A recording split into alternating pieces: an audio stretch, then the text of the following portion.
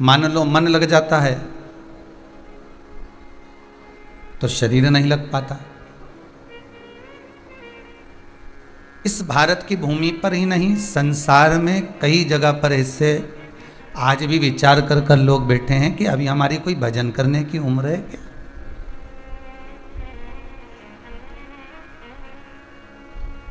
बचपन खेल में खोया, जवानी नींद भर सोया, बुढ़ापा देख कर रोया, सिराने मौत हंसती है। बचपन खेल में गवा दिया, जवानी आई तो भोग और विलास में निकाल दी।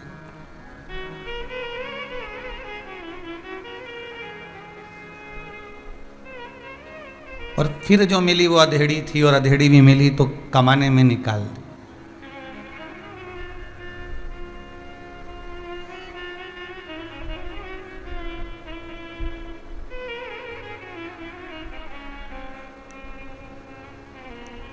इस चामड़े के शरीर से जितना जीव को प्रेम होता है, उससे आधा भी प्रेम अगर वो परमात्मा से कर लेना तो परमात्मा उसका हो जाता है। कितना?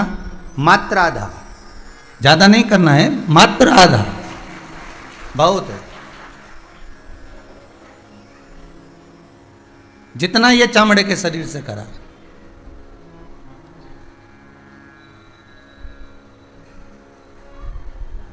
और जितना श्रृंगार आप अपना, हम अपना, परिवार वाले अपना, कुटुंब वाले अपना करते हैं, उतना ही श्रृंगार का आधा भाग अगर मेरे देवाधिदेव महादेव को दे दिया जाए कि बाबा आज हमने फूलों से तुम्हारा श्रृंगार करा, आज हमने बेलपत्र से करा, आज हमने अक्षत से करा, आज हमने हल्दी से करा। बाबा का हम जो श्रृंगार करें वो कुछ ये भाव से करें कि बाबा को हमें मांगना नहीं है कुछ भी, हमें तो केवल देना है। हमें तो केवल बाबा को प्रदान करना है, हमें यहाँ मांगने का तो क्रम होना ही नहीं चाहिए। उसके दरवाजे पर पहुंचने के बाद फिर कुछ मांगने की ललकता, मांगने की कोई बात सामने होए ना। आप रोज रोज अगर कहीं मांगने के लिए जाओगे ना, प्रतिदिन पड़ोसन का एक प्रैक्टिकल करके देखना, जी जरा चाय की पत्ती देना, एक कटोरी हमारे यहाँ मेहमान आए और चाय नहीं है और लॉकडाउन चल रहा है, जरा दे तो जरा। और वो चाय की पत्ती लिए, फिर कहा जी थोड़ा सा शक्कर देना जरा, 4 मेहमान आए हैं, शक्कर लिया। फिर कहे थोड़ा सा हमारा मोबाइल ख़राब पड़ा, तुम्हारा मोबाइल देना, हम जरा फ़ोन लगा कर वापस देते हैं। मोबाइल लिए। थोड़ी देर बाद के हमारे पास में पीले कलर की साड़ी नहीं है, जरा सा दोगी, हम जरा सीहोर जा रहे हैं। अच्छा ले वो, तो वो भी लिए। रोज रोज अगर आप कुछ ना कुछ मांगोगे तो पड़ोसन भी आगे से दरवाज़ा बंद करके पीछे से चालू कर लेती है। और प्रतिदिन अगर देवाधिदेव महादेव के दरवाजे पर जाओगे, प्रतिदिन अगर भगवान के सामने जाकर कहोगे कि हमको ये दे दो, हमको वो दे दो, तो भगवान भी सोचेगा जब तेरा जन्म हुआ था, जन्म के समय पर, जिस समय पर नाल कट रही थी, उस समय पर तेरा भाग्य लिख दिया गया था कि तुझे कितना सुख मिलना है, कितना दुख मिलना है।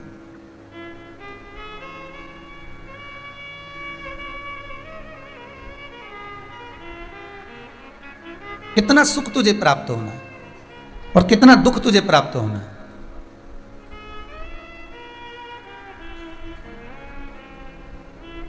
भाग्य में लिख दिया जाता है।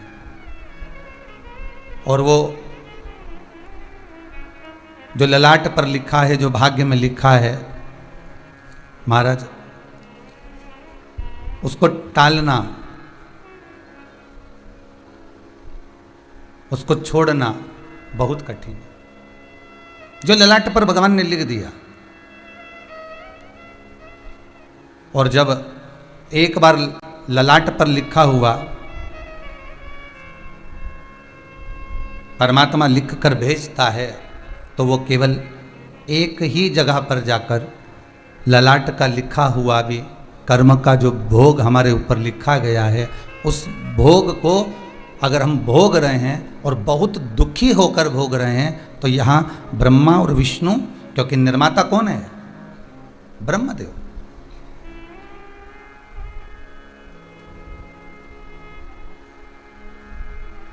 निर्माता कौन? ब्रह्मा। भगवान विष्णु तो केवल आदेश देते हैं, ब्रह्मदेव भाग्य लिख दीजिए। और ब्रह्मा जी ने भाग्य लिख दिया। निर्माता ब्रह्मदेव हैं।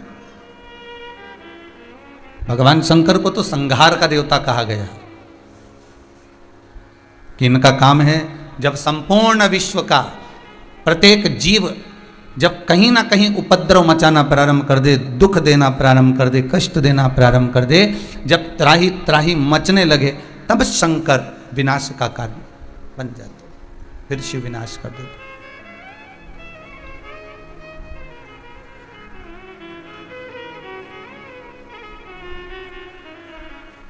ये तीन, ब्रह्मा, विष्णु और महेश, इनका काम ही यही है। भगवान विष्णु आदेश दे रहे हैं कि आप ब्रह्मा निर्माण करिए, और ब्रह्मदेव उस आदेश का पालन कर कर ब्रह्मा जी भाग्य लिख रहे हैं। एक बार पार्वती जी ने भगवान शंकर से प्रश्न किया, भोलेनाथ जी ये बताइए, ब्रह्मा जी ने तो भाग्य लिख दिया कि इनके भाग्य में इतना दुख लिखा है, इनके भाग्य में इतना सुख लिखा है, इनके भाग्य में इतनी तकलीफ लिखी है, इनके भाग्य में इतना कष्ट लिखा हुआ है, इनके भाग्य में ये 2 विवाह का योग लिखा है, इनके भाग्य में इतनी संतान होगी ना होगी, ये सब आपने लिखा।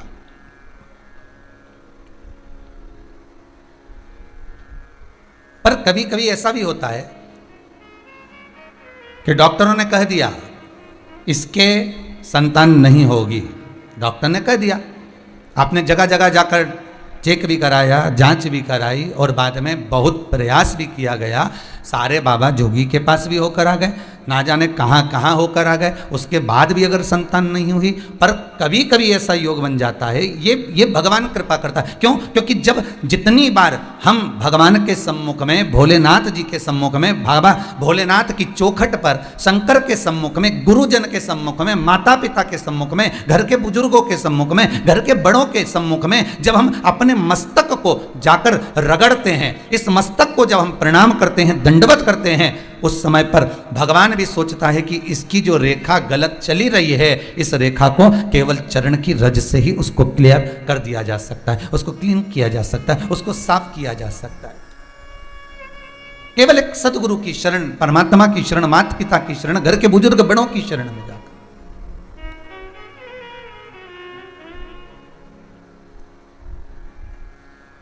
कर्म में जो लिखा है वो तो भोगना है।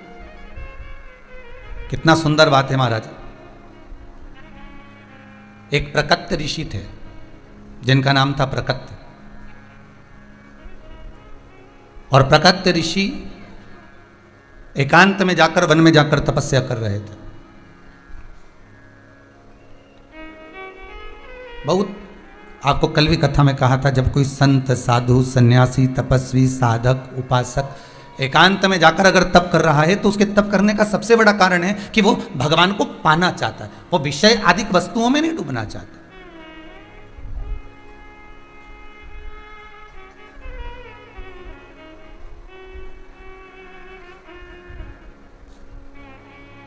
मंदिर में बैठे हो आप, हाथ में माला भी है आपके, गौमुखी भी रखकर बैठे हो आप, और आप माला भी जप रहे हो, और इन दृष्टि से संसार की लौकिक वस्तुओं का दर्शन भी कर रहे हो, तो भगवान मिल पाएगा क्या?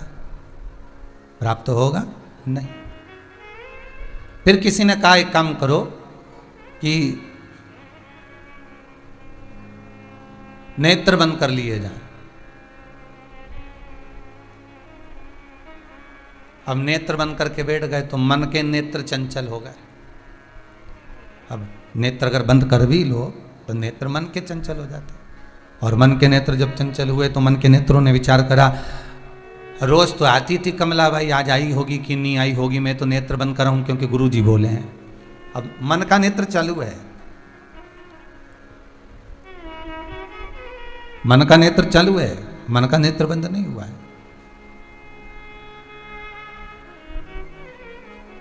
शिव कथा कहती है,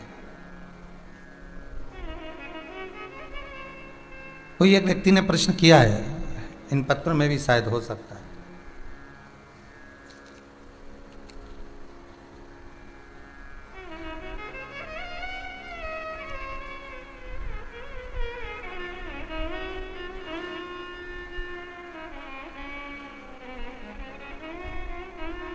इसमें तो नहीं है। प्रश्न किया है, क्या केवल सुबह का समय शाम का समय मंदिर जाने का होता है, इसके सिवाय हम मंदिर नहीं जा सकते।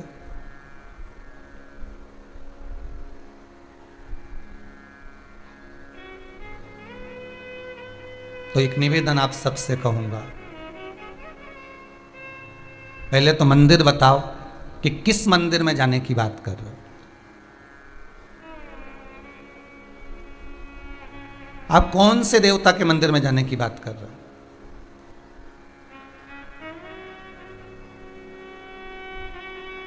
आप अगर राजा राम जी के मंदिर में जाने की बात कर रहे हो तो समय पर सुबह जाओ, शाम को जाओ, ठीक है। आप अगर भगवान कृष्ण के मंदिर में जाने की बात कर रहे हो तो सुबह जाओ, शाम को जाओ, जो समय लिखा है उस समय पहुंचो। आप दत्त भगवान के मंदिर में जाने की बात कर रहे हो तो सुबह जाओ, शाम को जाओ। आप गणेश जी के मंदिर में जाने की बात कर रहे हो तो सुबह जाओ, शाम को जाओ, मना नहीं। आप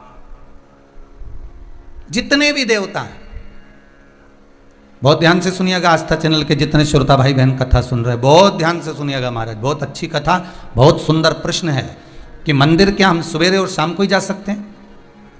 तो आपसे निवेदन है, जिस बेटे ने ये प्रश्न करा है, आजकल के जो नवयुवक बच्चे हैं बहुत अच्छे प्रश्न करते हैं, ऐसा नहीं है, अगर सही उनको जवाब मिलना भी चाहिए। आप अगर गणेश जी के मंदिर जा रहे हो, राम जी के मंदिर जा रहे हो, आप कृष्ण के मंदिर जा रहे हो, आप दत्त भगवान के मंदिर जा रहे हो, आप किसी अन्य देवता के मंदिर जा रहे हो, तो सुबह और शाम जाइए।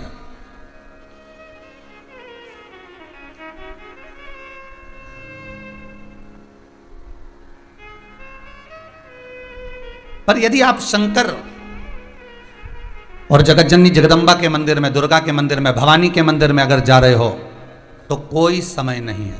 क्यों? क्योंकि मां और बाप के रूम में बेटा कभी भी जा सकता है। माता और पिता तो बाहें पसारे खड़े हैं।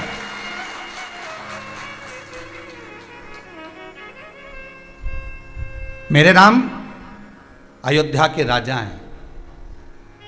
मेरे राम वन में विचरण भी करे हैं 14 वर्ष, पर मेरे राम अयोध्या के राजा बनकर बैठे हैं। तो राजसभा में एक समय की सीमा होती है कि राजा कब बैठेंगे और राजा से कब मिलना है। मेरे भगवान द्वारका के राजा हैं कृष्ण, ब्रज के राजा हैं मेरे बिहारी जी, मेरे राधा रमन लाल जी। एक समय सीमा है कि भगवान कब मिलेंगे, राजपाट में कब प्राप्त होंगे। दत्त भगवान गुरु हैं, साधक हैं, उपासक हैं। एक गुरु के पास, एक साधक के पास, एक उपासक के पास में समय देखकर जाना पड़ता कि कहीं वो तब साधना में तो नहीं लगे हैं।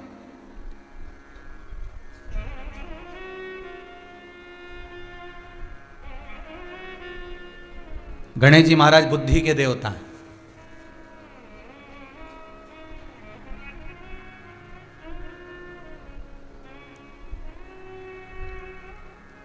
बाप और बेटे में अंतर यही है।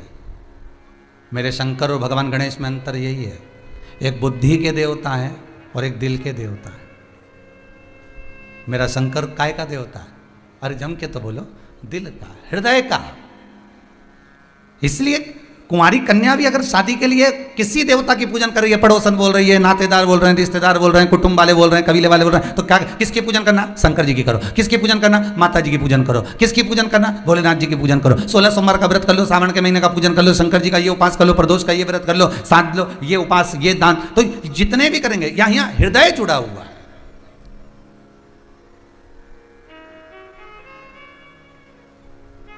जो बहुत ज्यादा बुद्धि लगाता हो ना, जरा उससे कम मिलने का प्रयास करना।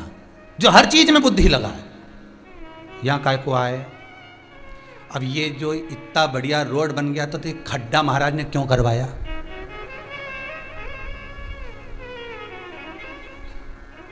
अब तुम्हें खड्डे से मतलब कि पुराण से मतलब है?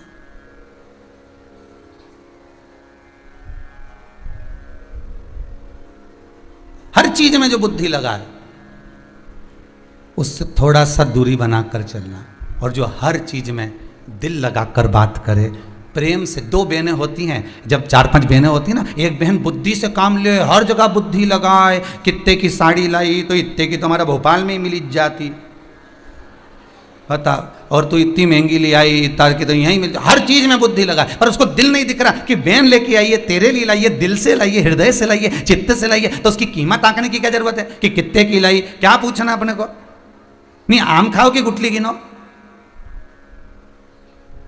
जो बात बात में बुद्धि लगा रहा हो, जो बात बात में बुद्धि की प्रस्तुति दे रहा हो, ऐसे व्यक्ति से थोड़ा सा कम मिलिए, और जो दिल में लगाए, हृदय लगाए, चित्त लगाए, वृत्ति लगाए, उससे थोड़ा ज्यादा मिल लीजिए।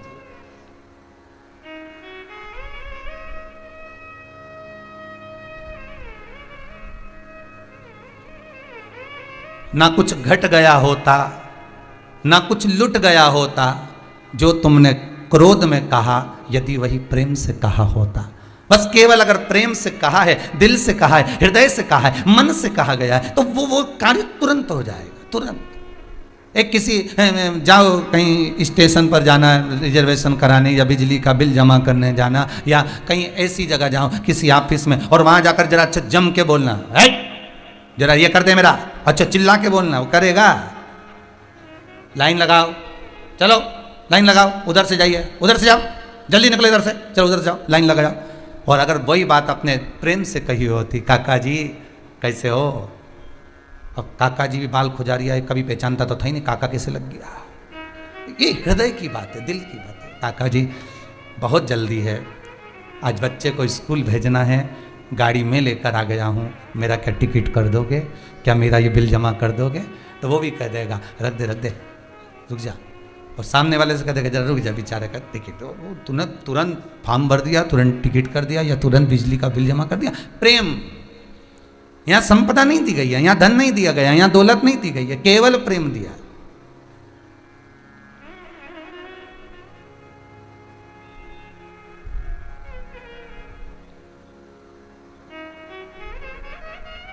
मेरा शिव अगर कुछ देता है तो केवल दिल देता है। ब्रह्मा जी तो खुद परेशान इनसे, खूब। कोई शंकर जी के मंदिर में आया हो, नरसिंह मेहता रोता रोता आया तो नरसिंह मेहता का भला कर दिया, नामदेव जी आए तो उनका भला कर दिया, तुकाराम जी आए तो उनका, रामकृष्ण परमहंस जी आए तो उनका। जो शंकर जी के पास पहुंच गया, नैनों में नीर भरकर शिव के पास जाकर जो कहा गया, शंकर के पास जाकर अनुमोदन किया गया, बस उसने, मेरे शिव ने देख लिया कि ये दिल से करा, ये हृदय से करा, इस चित्त वृत्ति लगाकर इस मन से मेरे को पुकार रहा है, तो शंकर ने देरी नहीं करी, भगवान देरी नहीं करे, ये मेरे को पुकारा, हृदय से पुकारा।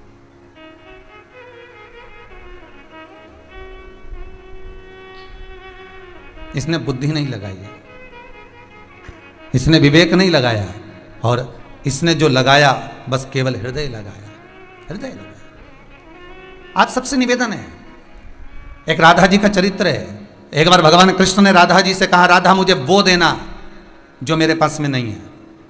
पार्वती जी शंकर जी से कहती हैं तुम्हें चाहिए क्या? शंकर जी कहते हैं मुझे वो देना जो मेरे पास में नहीं है। राधा कृष्ण दोनों के संवाद में भगवान कृष्ण कहते हैं, राधा मुझे वो दे दे जो मेरे पास में नहीं है। तो राधा जी की सखी ललिता जी बोली, भगवान के पास में, भगवान को सबसे ज्यादा प्रिय वस्त्र है, पीताम्बर है, अंबर है, एक काम करते भगवान को पीताम्बर दे देते हैं। भगवान बोले तुम्हारे पीताम्बर का करूंगा क्या, क्या करूं तुम्हारे पीताम्बर का? एक उंगली उठाई थी, नानी बाई का 56 करोड़ का मायरा भर कर आया था। दूसरी उंगली उठाई तो द्रौपदी को 9,999 साड़ी दिया आया था। मेरी तो खुद फैक्ट्रियां चल रही, तुम्हारी साड़ी का करूंगा क्या, तुम्हारे वस्त्र का करूंगा क्या, मुझे पीताम्बर चाहिए नहीं। फिर किसी ने कहा भगवान को रतन बड़े प्रिय हैं, सोना चांदी बड़ा प्रिय है, तो भगवान को रतन दे देना चाहिए। भगवान ने कहा तुम्हारे रतन का करूंगा क्या? जब भगवान विष्णु के साथ में लक्ष्मी जी का विवाह किया गया, समुद्र देवता ने जब कन्यादान करा, लक्ष्मी को ब्याहाया, तो समुद्र देव अपनी बेटी को जब ब्याहे थे, लक्ष्मी को ब्याहे थे, तो कितने रतन दिए होंगे विचार कर कर देखिएगा। तो मेरे को रतन तो पहले से पड़े हुए हैं, और लक्ष्मी मेरे चरणों में पड़ी है, तो ना तो मुझे लक्ष्मी चाहिए, ना मुझे रतन चाहिए, ना मुझे पीताम्बर चाहिए। तो किसी ने कहा भगवान को भोजन अच्छा लगता है, भगवान को 56 भोग दीजिए। भगवान के तुम्हारे भोजन का क्या करूंगा? आधा चावल का दाना द्रौपदी की यहाँ खाया था, 10,000 ब्राह्मण का पेट भर दिया था ऋषियों का। अगर पूरा की पूरा एक गासा खा जाता हूं तो पूरी पृथ्वी का पेट भर देता हूं, इतनी सामर्थ्यता रखता हूं। क्या करूं तुम्हारे भोजन का? ना मुझे पीताम्बर चाहिए, ना मुझे अंबर चाहिए, ना मुझे रतन चाहिए, ना मुझे लक्ष्मी चाहिए, ना मुझे भोजन चाहिए। तो इतने में दूसरी बोली फिर चाहिए क्या? तो इतने में राधा तो नहीं बोली, तब ललिता जी बोली, इसका दिल राधा जी ने चुरा लिया। मेरे कान्हा का दिल राधा जी ने चुरा लिया। इसलिए भक्त अगर भगवान को कुछ देना तो अपना दिल दे देना, मन दे देना, चित्त दे देना, वृत्ति दे देना। आप भगवान को अपना हृदय दे दीजिए, दिल दे दीजिए, मन दे दीजिए, अपनी चित्त वृत्ति दे दीजिए। और हम क्या करते हैं, हम भगवान को सब कुछ देते हैं पर फोन पर कहते हैं दिल तो तुझ में लगा है।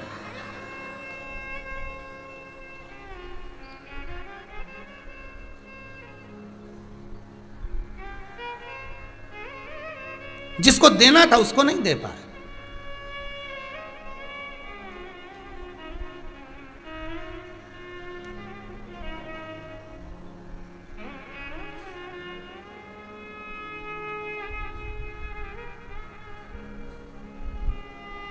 बेटा और बेटी दोनों में बहुत अंतर है। इतना अंतर है बेटा और बेटी में, इतना अंतर है कि दुनिया का कोई अच्छा कथाकार भी इस अंतर को समझा नहीं सकता। एक अंतर तुम देख लो कि बेटी शादी होने के बाद मम्मी से इतनी बात करे और छोरा शादी होने के बाद बाहर चले जाता है तो वो अपनी माँ को फोन लगाकर क्यों नहीं कहता, मम्मी आज मैंने यहाँ का काम कर लिया है पर तेरी बहुत याद आ रही है, बहुत याद। 4 रोटियां होती हैं, रोटी बनाने वाले भी 4 तरह के होते हैं। 4 तरह की रोटी होती है। पहली रोटी माँ बनाती है, वो रोटी होती है वात्सल्यता की, वो रोटी होती है करुणा की। बेटा जब खाता है पेट तो भरा जाता है मां के हाथ की रोटी से, पर मन नहीं भरा पाता। दूसरे नंबर की रोटी होती है पत्नी बनाती है, उसमें त्याग होता है, उसमें समर्पण होता है। पति खाता है, पेट भी भरा जाता है, मन भी भरा जाता है। तीसरे नंबर की रोटी होती है घर की बहू और बेटी बनाती है।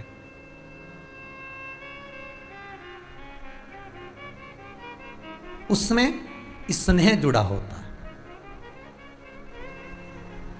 उसमें स्नेह जुड़ा है। और चौथे नंबर की रोटी है जो घर में दासी बनाती है, कोई नौकरानी चाकरानी, कोई बाई, कोई भाई, कोई आया, रोटी बनाई। चौथे नंबर की रोटी वो है, ना तो उसमें पेट भराया और ना उसमें मन भराया, केवल खाना इसलिए है क्योंकि मैडम को ऑफिस जाना है, तो वो जो बनवाएगी वो खाना पड़ेगा, अपने को भी जाना, टाइम नहीं है तो यहाँ समय नहीं है तो खाना बनाने वाली लगी हुई है, वो बनाएगी। पर कितनी सुंदर बात गर्ग संहिता के अंदर लिखी और कितनी सुंदर बात भविष्य पुराण के अंदर लिखी कि भले कितने भी वीआईपी बन जाओ, कितनी भी नौकर तुम्हारे यहाँ काम करें, कितने भी चाकर तुम्हारे यहाँ काम करें, भले तुम्हारे चरण दबाने वाले लगे हों, पाँव में चप्पल पहनाने वाले लगे हों, भले तुम्हारा थूक झेलने वाले खड़े हों, पर यहाँ पर भविष्य पुराण कहती है जिस कक्ष में रसोई घर में भोजन बनता है उस रसोई घर में भले रोटी बनाने वाली बाई लगी हो, पर निवेदन भविष्य पुराण करती है कि घर की बहू बेटी या माता को सब्जी तो अपने हाथों से ही बनाना चाहिए, भले रोटी को ही बनाए। कितने भी नौकर लगे हो, कितने भी चाकर लगे हो, कितने भी आपके कर्मचारी लगे हो और कुछ भी करें, वो रोटी बनाकर जाए, उससे कह दो सब्जी मत बनाना, सब्जी हम बनाएंगे, दाल हम बघारेंगे, तो उबाल दे, बघारेंगे हम। क्यों? केवल रोटी अकेली नहीं खाई जाती, काय से खाई जाती है? सब्जी से। उसने किसी भी भाव से रोटी बनाई हो, कुड़ कुड़ के बनाई हो, चाहे घर से टेंशन लेके आके आटा उसन उसन के रोटी बनाई हो, वो कैसी भी बनाएगी और तुम पति को परसोगे तो भोजन परसने में जो सब्जी बनाई है आपने, जो दाल बघारी है, जो चटनी बनाई है आपने, जो भी कुछ पदार्थ बनाया है, सामग्री बनाई है, उसमें तुमने प्रेम से बनाया कि मैंने आज अच्छे से बघारी है, बहुत जोरदार बघारी, दिल से बघारी। तो जब वो रोटी किसी काम की नहीं, बस वो सब्जी में गई, डूब गई, और डूबी तो उसका जो स्वाद है, उसका जो प्रेम है, उस रोटी को संजोकर तुम्हारे उदर तक पहुंचा दिया। तो भविष्य पुराण कहती है बनवाओ जो बनवाना है तुमसे, मना नहीं। सारा काम करवाओ नौकर चाकर से, मना नहीं। पर रोटी भी बनवाओ, मना नहीं। पर सब्जी प्रयास करना।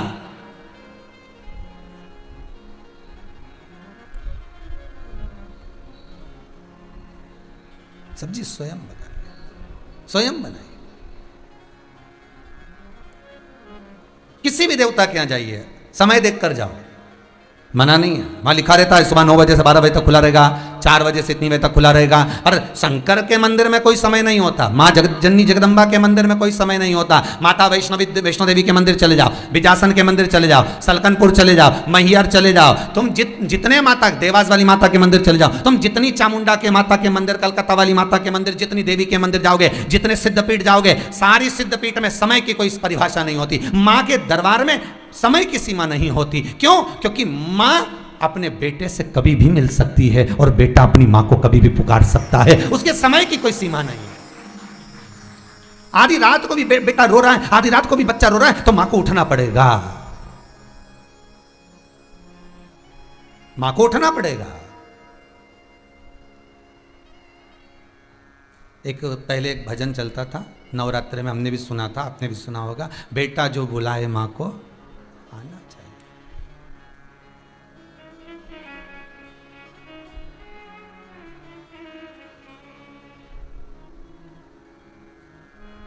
बेटा जो बुलाए मां को आना चाहिए।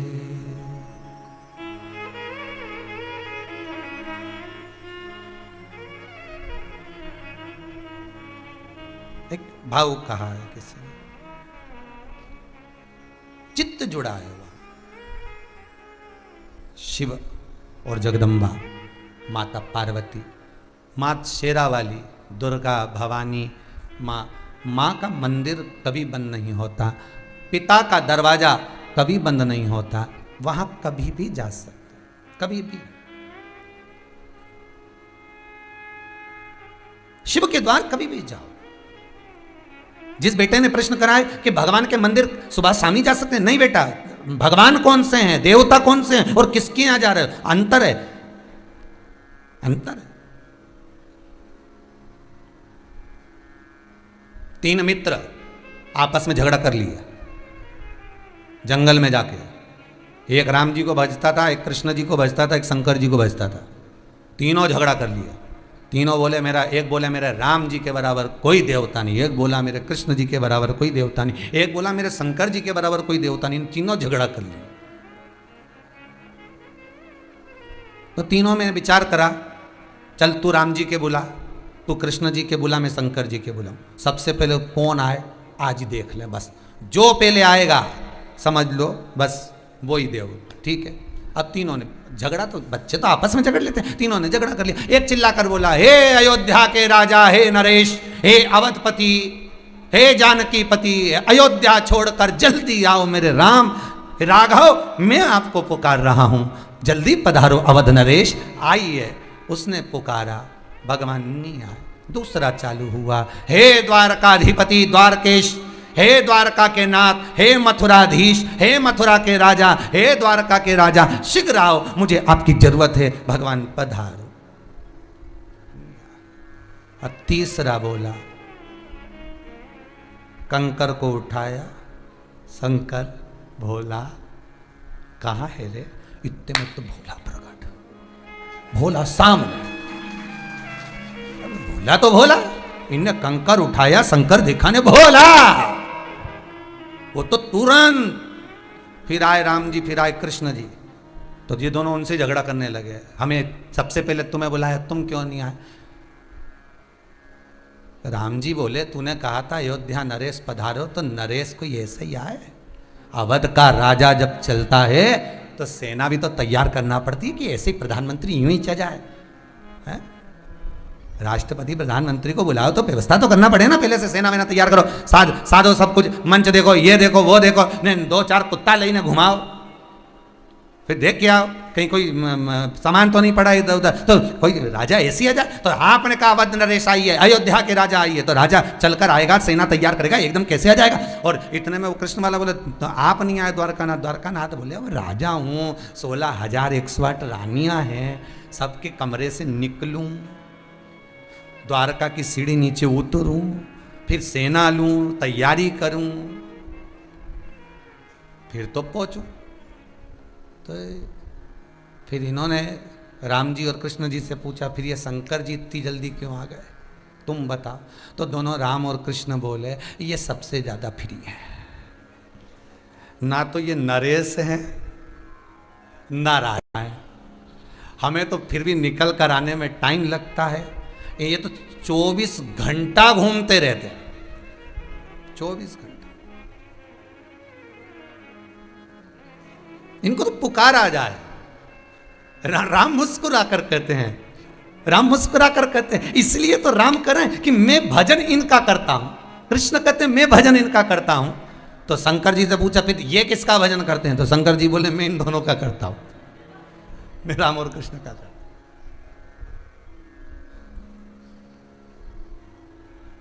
ये दोनों मेरे हृदय में बसते हैं। शिव कहते हैं ये मेरी नसों में, ये मेरे रोम रोम में, ये मेरी चित्तवृत्ति में, ये मेरे हृदय में बस। मैं राम और कृष्ण का भजन कर रहा, राम और कृष्ण शिव का भजन कर रहा। पुकारा जाए दिल से, हृदय से, चित्त। आपको फिर कहूंगा, जैसे प्रकट ऋषि एकांत में बैठकर तब साधना कर रहे हैं, इसलिए आपसे बार बार कहते हैं, बार बार इस व्यासपीठ से कहते हैं, जो मंदिर एकांत में है, जहां कोई नहीं जाता हो, उस मंदिर में जाकर एकांत में बैठकर एक बार भगवान से दिल की बात जरूर करना, हृदय की बात जरूर करना, उससे कहना जरूर, बाबा से एक बार निवेदन जरूर करना।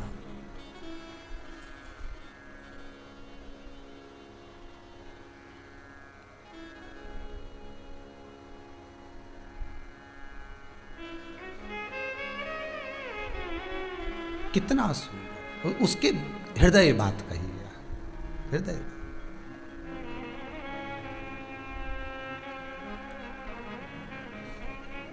प्रकट ऋषि तब करने बैठे थे, वहीं पर एक डाकू आ गया जिसका नाम था अस्तिमाल। अस्तिमाल ने देखा सब दूर धन चुराया मैंने, ये ऋषि मंदिर में बैठकर तप कर रहा है, शंकर जी के मंदिर में बैठकर तप कर रहा है, मतलब इसके पास माल बहुत है, क्योंकि इतने दिन का बैठा है, क्या खा रिया होगा, तो कुछ तो होगा इसके पास में। ये अस्तिमाल इस प्राकत्य ऋषि के पास पहुंच गए, प्राकत्य ऋषि से जाकर बोले, ए बाबा, ए बाबा उठो। हिलाया बाबा को, बाबा हिलकर उठे, क्या क्या हो गया, कौन हो? मैं अस्तिमाल डाकू। तो प्रकट ऋषि ने कहा मेरे पास काहे के लिए आया हो? धन लेने के लिए आया हूं। कितना माल है तुम्हारे पास, अब भी निकालो, जल्दी निकालो। प्रकट ऋषि बोले मेरे पास माल होता तो मैं यहां होता, यहां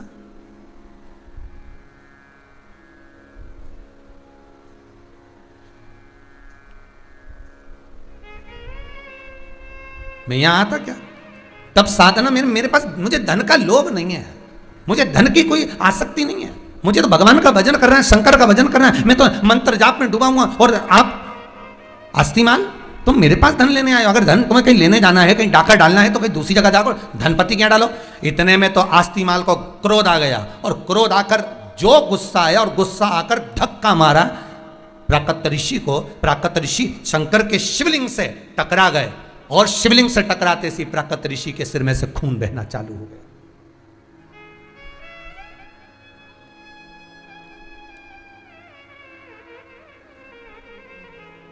प्राकट ऋषि के सिर में से खून बहा।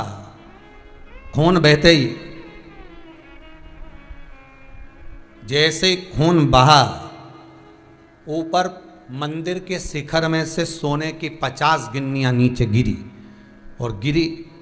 अस्तिमाल ने सोचा बता बुढ़ा कितना झूठ बोल रहा है, धन कहां से आया, ये कहां से आया। प्राकट्य ऋषि ने शंकर भगवान के शिवलिंग को पकड़कर कहा, भोलेनाथ ये क्या लीला रच रहे हो, मेरे सिर से खून बह रहा है, आप धन जड़ा रहे हो, अस्तिमाल को धन मिल रहा है, ये क्या लीला है, ये लीला है क्या।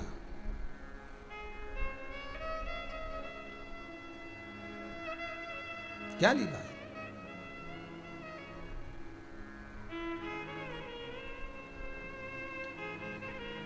इतनी चोट मुझे पहुंचा दी आपने शंकर। हे शंभु, हे शंकर भोलेनाथ, मैं आपका भजन कर रहा हूं, मैं आपकी उपासना कर रहा हूं, और आप इतना मुझे रक्त निकलवा रहे हो, इतना रक्त।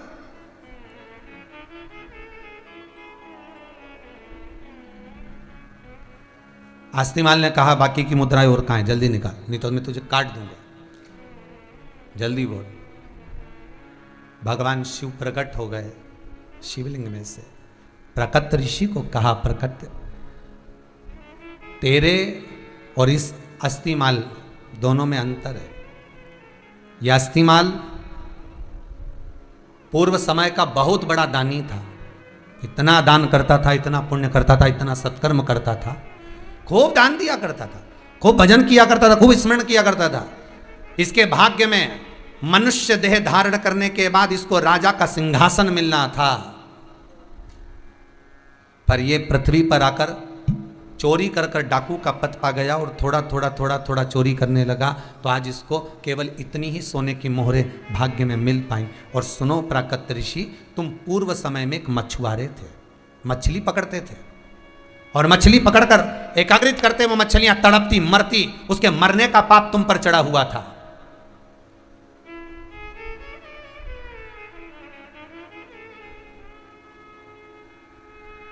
उसके मरने का पाप तुम पर चढ़ा हुआ था। ये खून जो तुम्हारे सिर में से निकला, ये तो थोड़ा सा निकला है। प्राकट ऋषि, पूर्व समय में तुमने एक पुण्य कर दिया था, इसलिए तुम ऋषि का पद पा गए। वो पुण्य क्या था कि एक गाय का बछड़ा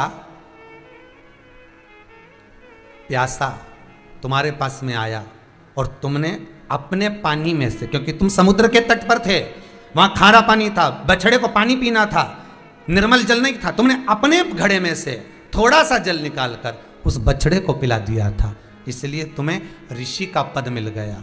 और ऋषि का पद पाने के बाद भी तुम्हारे प्राण छूटना थे, क्योंकि तुमने इतनी मछलियों को मारा था, तुम्हें तड़प तड़प कर मरना था। ये तो तुम्हारे सिर में जो चोट लगी है थोड़ी सी लगी है, पर एक काम हो गया, इस अस्थिमाल ने जो तुमको धक्का दिया उससे शंकर का शिवलिंग का स्पर्श हो गया, इसलिए तुमको थोड़ी चोट लगी, तुम्हारे प्राण नहीं छूटे। शिव महापुराण की कथा कहती है कि जब हम शंकर की कथा को श्रवण करते हैं, शिव महापुराण की कथा को सुनते हैं, शंकर का अनुमोदन करते हैं, श्री शिवाय नमस्तुभ्यम का जाप करते हैं, ओम नमः शिवाय जपते हैं, महामृत्युंजय मंत्र का स्मरण करते हैं, या शंकर को एक लोटा पानी चढ़ाते हैं, या एक बेलपत्र समर्पित करते हैं, तो ये विचार करना कि हो सकता है कि हमारे पूर्व का कोई पाप ऐसा हुआ होगा जिससे हमें दुख भोगना पड़ रहा होगा, पर आज हमने थोड़ा सा पुण्य कर कर उस दुख को काट दिया, उस दुख को हमने समाप्त कर दिया।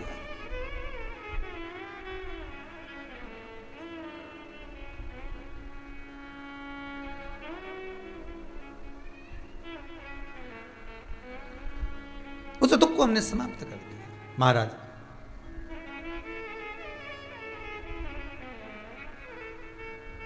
वो शिव है ही ऐसा, नाम है तेरा तारण हारा, कब तेरा दर्शन होगा।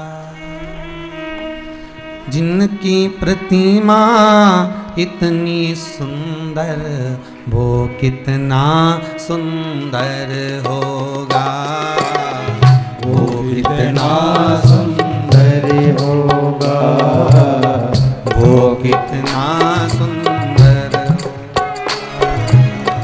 नाम है तेरा सब गाइए, तारणहारा, कब तेरा दर्शन होगा।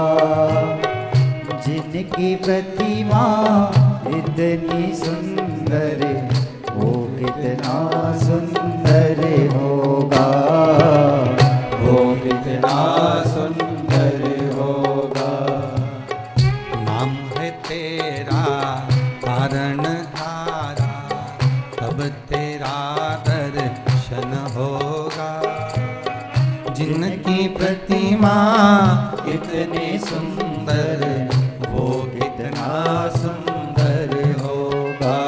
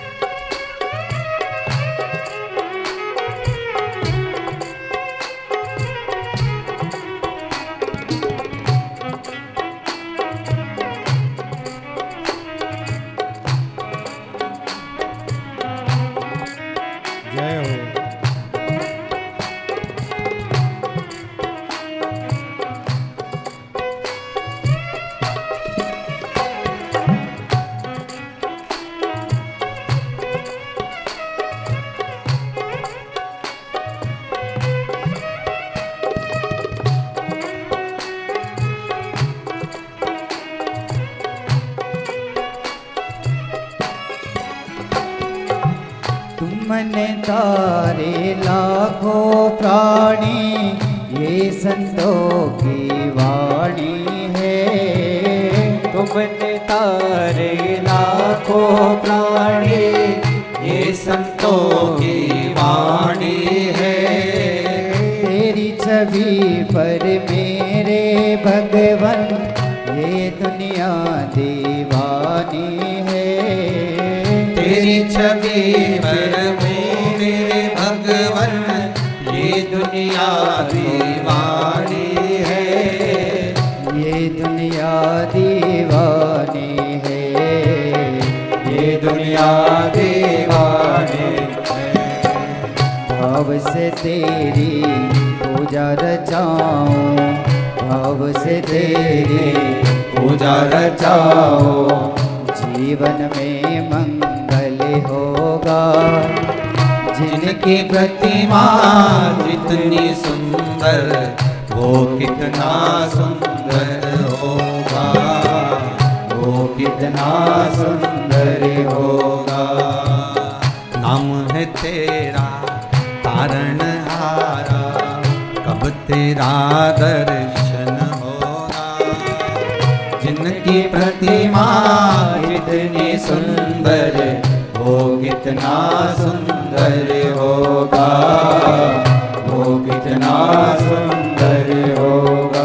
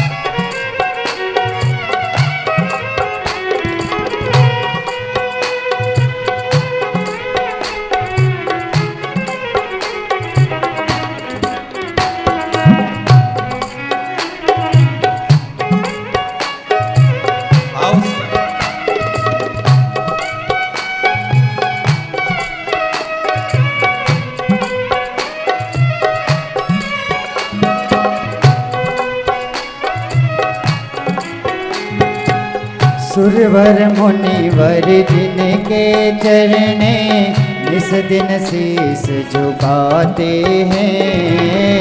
सुरगण मुनिगण जिनके चरणे निज चरण झुकाते हैं। जो गाते हैं प्रभु की महिमा, वो सब कुछ पा जाते हैं। जो गाते हैं प्रभु की महिमा, वो सब कुछ पा जाते हैं। वो सब कुछ पा जाते हैं। वो सब कुछ पा जाते हैं। अपने कष्ट मिटाने को तेरे चरणों का वंदन होगा। जिनकी प्रतिमा जितनी सुंदर, वो कितना सुंदर होगा, वो कितना सुंदर होगा। नाम है तेरा तारणहारा, कब तेरा दर्शन होगा। जिनकी प्रतिमा इतनी सुंदर, वो कितना सुंदर होगा, वो कितना सुंदर होगा, वो कितना सुंदर होगा। शिव भक्ति का भाव ही यही कहता है। आप शंकर का अनुमोदन कर रहे हैं। शिव का मात्र स्पर्श, कई कई माताएं प्रश्न करती हैं, क्या शिवलिंग का स्पर्श कर सकते हैं? देखिए एक प्रश्न बड़ा सुंदर अच्छा है।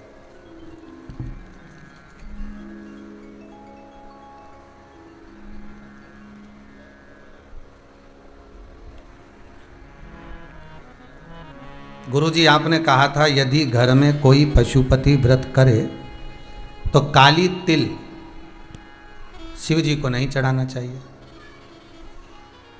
तो हम जो 6 अगस्त को पूजन करेंगे तो उसमें काली तिल चढ़ाएंगे, तो फिर चढ़ाएं कि नहीं चढ़ाएं? तो पहले तो ये बता 6 अगस्त को सोमवार है क्या? नहीं है, नहीं। तो फिर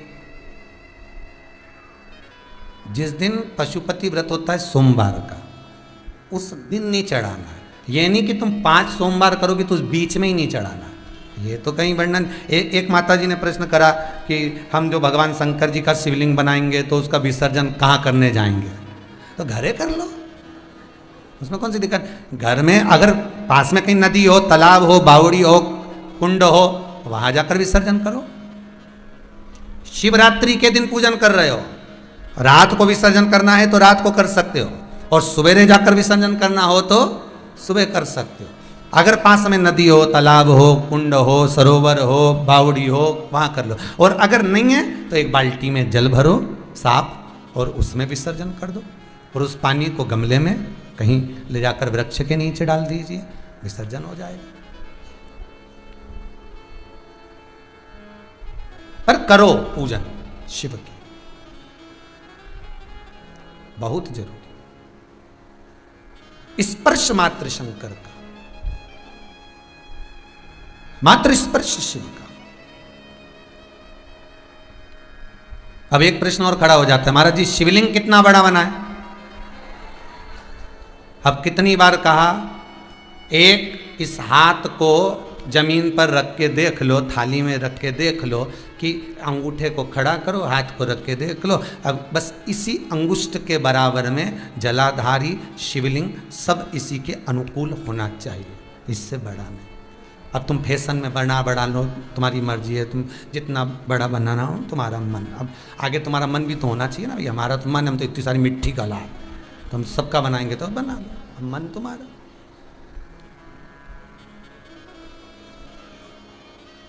अब इतना बड़ा गणेश जी बिठाया तो लड्डू भी तो 2 किलो खिलाओ, सही है कि गलत है? बोलो तो जरा ईमानदारी से है। अब घर में इतने सारे देवता बैठे, शंकर जी, राम जी, हनुमान जी, गणेश जी, कुल देवी, कुल देवता, पितर जी, तो संतोषी माता, तो ये माता, तो वो पिता, ढेर सारे भगवान मंदिर के अंदर। मंदिर इतना सा, देवता इतने, सब खसक खसक के बैठे हैं। एक भी देवता को ड्रेस पहना दो तो दूसरे पे जाके टिक जाए। अब इतने देवता, अब इतने सारे देवता को अब भोजन कितना खिलाया तुमने? ईमानदारी से बोलना। शंकर जी, हनुमान जी, पार्वती जी, गणेश जी, दाई सूंड का गणेश, बाई सूंड का गणेश, फिर लक्ष्मी जी, फिर इसके बाद में लड्डू गोपाल जी, फिर ठाकुर जी, फिर राधा जी, फिर कृष्ण जी, फिर संतोषी माता, फिर घूमने गई थी तो बद्रीनाथ जी से बद्रीनाथ जी लाई थी, रामेश्वर गई थी तो वहाँ से रामेश्वर जी लाई थी, फिर जगन्नाथ जी गई तो वहाँ से जगन्नाथ जी लाई, फिर द्वारका गई वहाँ से द्वारका जी लाई,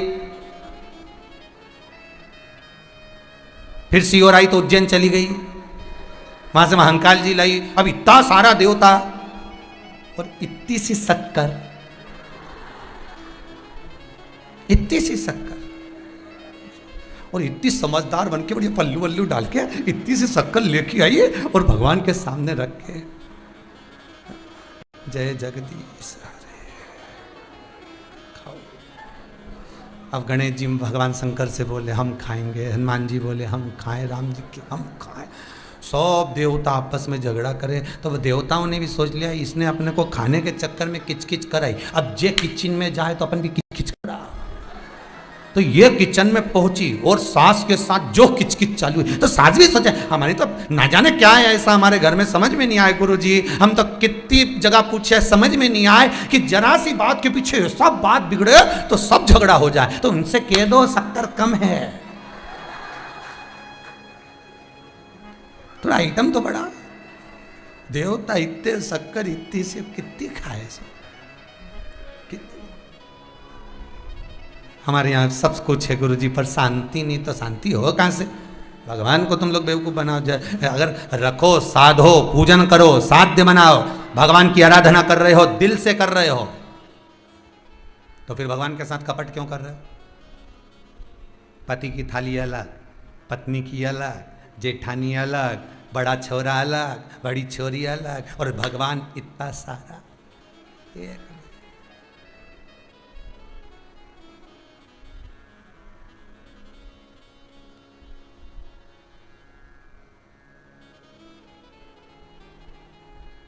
हमारी जो दादी जी रहीं, गोलोकवासी लीलाबाई जी मिश्रा, श्रीमती लीलाबाई जी मिश्रा दादी जी थी।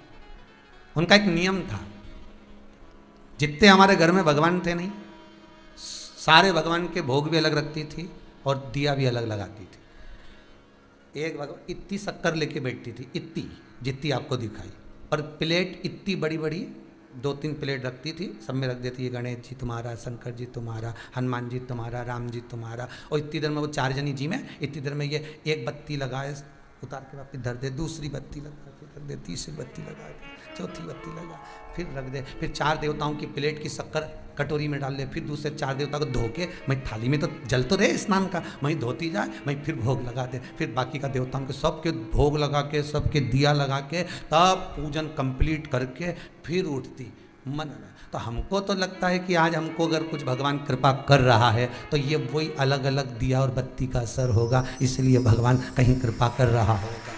कहीं पूर्वजों का किया हुआ पुण्य सामने जरूर आता है, बेटे का किया गया पाप पूर्वजों को भुगतना जरूर पड़ता है। ध्यान दीजिएगा दोनों बातों को। पूर्वजों में जो पुण्य कर कर गए हैं, दादा दादी आपके जितने बुजुर्ग पुण्य कर कर गए, कोई शंकर को 1 लोटा पानी चढ़ाए, कोई अनुष्ठान करे, कोई दान करा, कोई पुण्य करा, कोई सत्कर्म करा, उसका भाग तुम्हें जरूर मिलेगा, अवश्य। और आप जितने लोग शिव महापुराण की कथा को भले फेसबुक पर सुन रहे हो, यूट्यूब पर सुन रहे हो, 40-40, 38-38 हजार लोग मोबाइल ले लेकर बैठे हुए हैं। मैं धन्यवाद देता हूं आपको, आपकी भक्ति को, जो आप श्रवण कर रहे हैं, आपकी कथा को सुनने का जो भाव है, आपकी कथा सुनने की जो लगन है, आपकी कथा सुनने की जो रुचि है, ये रुचि केवल तुम्हारे तक नहीं रहेगी, तुम्हारी 71 पीढ़ी को तार देगी। ये रुचि वो नहीं है अकेली केवल, कि अकेली केवल वही रुचि है कि आपने कथा, नहीं नहीं नहीं, कथा आप सुन रहे हो, पर आपकी रोमावली में, आपके इस रक्त के अंदर जो आपके पूर्वजों का रक्त बह रहा है, उन पूर्वजों को वो तार रहा है, वो तार रहा है।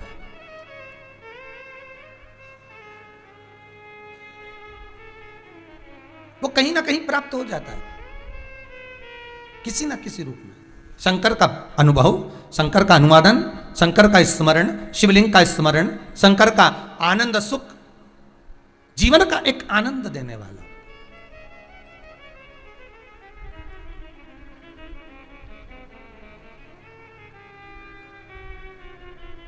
एक बार गोलोक धाम में भगवान कृष्ण और राधा दोनों विराजमान थे।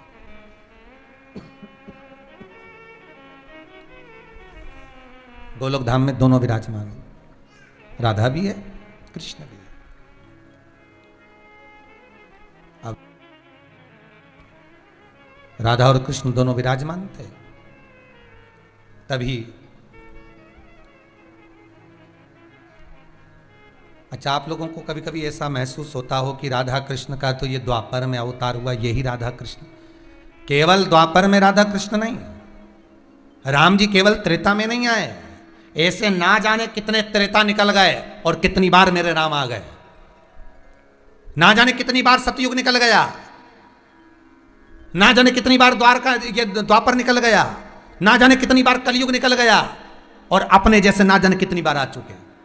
कई बार सतयुग आया है, कई बार द्वापर आया है, कई बार त्रेता आया है, कई बार कलयुग आया है। ये पृथ्वी कई बार नष्ट हो गई, पानी में डूब गई, चारों तरफ हाहाकार मच गया, सब दूर त्राही त्राही मच गई।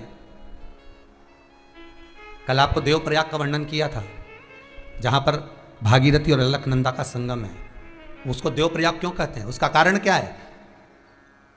स्कंद पुराण में कहा गया, जब बारंबार सृष्टि जब पूर्ण तरह से जल में मग्न हो जाती है, संपूर्ण पृथ्वी जब नष्ट हो जाती है, तो देवता भी सोचते हैं, विचारते हैं कि हमें कहां जाकर रहना है। तो ये भागीरथी और अलकनंदा का जो संगम है, संगम की जो धार बहती है, जहां पर आप कभी दर्शन करेंगे देवप्रयाग का, तो वहां जो संगम की धार बह रही है, भागीरथी का जल अलग दिखेगा आपको और अलकनंदा का जल अलग दिखेगा। तो इस संगम की धार का जहां मिलन हुआ है, उस धार का स्थान देवप्रयाग में ये 33 कोटि देवताओं के विश्राम का स्थल रहा था। कई लोग तो जाते हैं बद्रीनाथ, केदारनाथ, यमुनोत्री, गंगोत्री, तो देवप्रयाग गाड़ी निकल कर चली जाती, बस पढ़ लेते हैं देवप्रयाग है, पर देवप्रयाग में रुकने का उनका मन, रुको और 50 बार गाड़ी वाले से बोला हमको रुकना है, यहाँ दर्शन करना है, प्रणाम करना है, नमन करना है इस भूमि पर, जिस भूमि पर संपूर्ण जब सतयुग, त्रेता, द्वापर, कलयुग जब संपूर्ण नष्ट हो जाता है, जब संपूर्ण चला जाता है, उसके बाद जब सृष्टि को पानी में डुबाया जाता है, तब केवल यह देवप्रयाग की एक भूमि ऐसी होती है जहां 33 कोटि देवता वापिस इस सृष्टि का निर्माण करने के लिए ब्रह्मा जी को उत्सुक करते हैं, ब्रह्मा जी को अग्रण्य कर।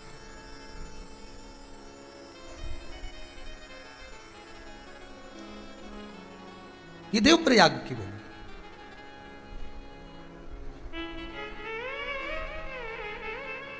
सहज नहीं है महाराज। एक बार भगवान कृष्ण राधा जी के साथ में गौलोक धाम में बैठे हैं, और गौलोक धाम में राधा कृष्ण केवल यही नहीं, ऐसे कई राधा कृष्ण, कई बार भगवान मेरे राधा और कृष्ण का कई बार द्वापर में अवतार हो चुका, कई बार मेरे भगवान आ चुके। गौलोक धाम में राधा कृष्ण विराजमान थे। पूर्णिमा का दिन था, कार्तिक की पूर्णिमा।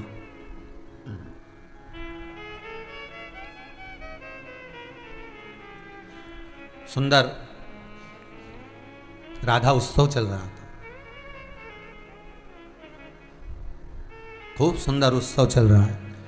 कार्तिक की पूर्णिमा है और जब उत्सव चल रहा है, वहां पर सारे देवताओं को आमंत्रित करा गया। 33 कोटि देवता आकर विराजमान हुए। 33 कोटि देवता जब आकर विराजमान होते हैं, 33 कोटि देवता जब वहां आ जाते हैं, सिंहासनों पर जाकर बैठ जाते हैं, विराजमान हो जाते हैं, तब माता सरस्वती से कहा जाता है कि आप अपने स्वर को लगाइए और कुछ मनोरंजन का आनंद कराइए, आप गायन करिए। सरस्वती मैया ने जब गाना प्रारंभ करा, माता सरस्वती ने जब अपना गायन किया, माँ शारदा जो बोलना प्रारंभ करी, माता सरस्वती जैसे ही गायन प्रारंभ करा, सारे 33 कोटि देवता शुद्ध बोलकर, आनंद कर कर, बड़े उत्सुकता में, बड़े आनंद में, उमंगता में भर गए, सबकी सब।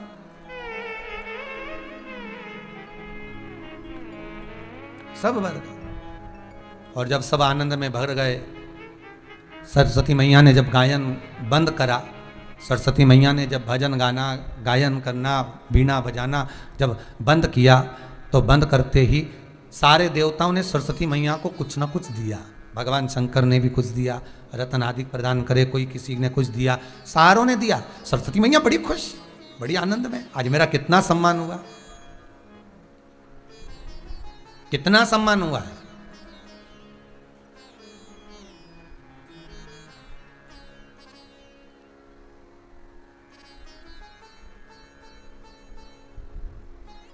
अब इतना सम्मान सरस्वती माँ का हुआ है, इतना आदर माता सरस्वती का हुआ है, सारे देवता बैठे थे, उसमें से देव ऋषि नारद ने एक बात शंकर जी को कह दी।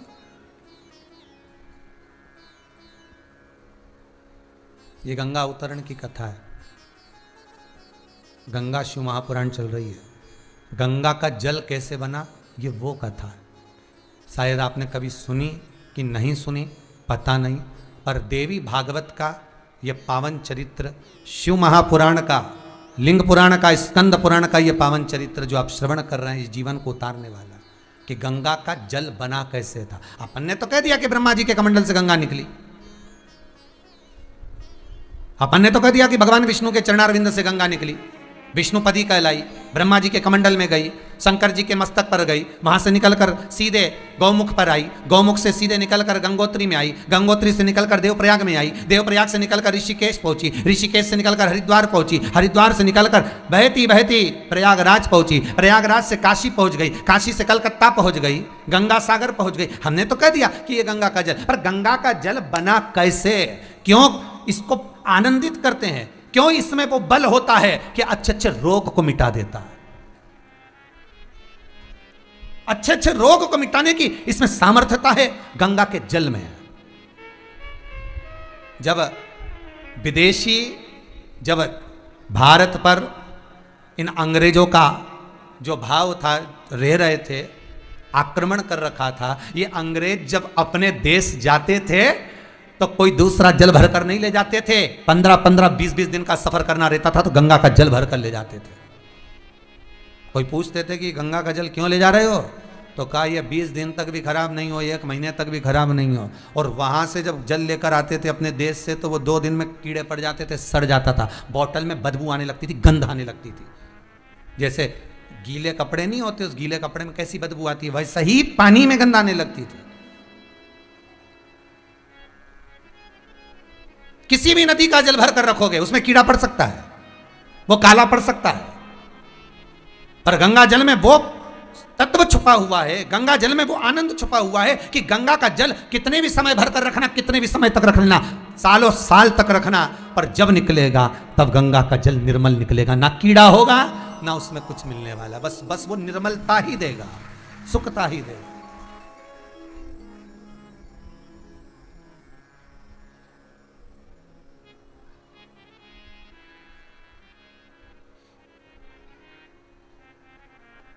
एक कोई विद्वान आया था और भाई वो उनको हो सकता है कि किसी से किसी को तकलीफ होती है, कई लोग होते हैं ऐसे दुनिया में जिनको तकलीफ है, तो हमसे आकर प्रश्न करा, ये बताओ महाराज जी हमको आपसे प्रश्न करना। मैंने कहा बोलिए क्या प्रश्न करना है? हमें ये पूछना है इतनी सारी दवाई बनती है वो असर नहीं करती, बाबा रामदेव जो दवाई बनाते हैं वो असर क्यों करती? हमने कहा बड़ा भारी प्रश्न किया तुमने दादा। हमको लग गया था कि ये बाबा रामदेव से थोड़ा बहुत, अब वो तो व्यापारी से ईर्षा भाव कहीं ना कहीं, तो इनकी दवाई इतना काम क्यों करती है? तो हमने एक ही सटीक बात की, देख भैया उनकी जितनी भी फैक्ट्री है नहीं, जितनी भी काम करे हुए वे हरिद्वार से करे। हरिद्वार में क्या है? गंगा। गंगा के जल में वो तत्व छुपा है कि उसका पानी जिसमें मिलेगा औषधि काम कर जाएगी और उसका कल्याण अपने आप हो जाएगा। तो वहां से निकला है ना। जल भी तो देखो कौन सा मिलाया जा रहा है। अगर कुछ मिलाया भी होगा तो थोड़ा बहुत तो जल, अगर किसी पत्ती को धोया होगा तो गंगा के जल में धोया होगा, किसी जड़ी को धोया होगा तो गंगा के जल में धोया होगा, किसी पदार्थ को धोया होगा तो गंगा के जल में धोया होगा। गंगा के जल में जो चीज डाल दी वो अमर तत्व देती है, अमर तत्वता रहती है।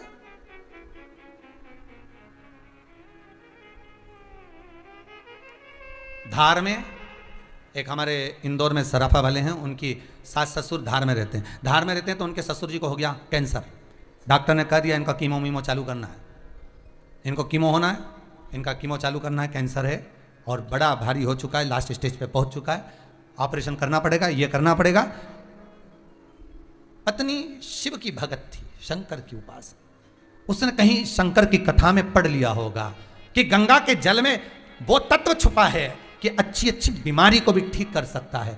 पत्नी ने कुछ नहीं कराया, सीधे हरिद्वार चली गई, एक कमरा किराए का ले लिया, 4 महीने वहां रुकी, गंगा के जल में बैठती पति को लेकर, उसी जल को पिलाती, उसी जल का आचमन, वहीं बैठकर मंत्र का जाप, श्री शिवाय नमस्तुभ्यम, ओम नमः शिवाय, महामृत्यु जो जपना है गंगा के सामने, उसी जल का पान करना, भोजन भी उसी जल से निर्माण करना, उसी जल का प्रयोग करना।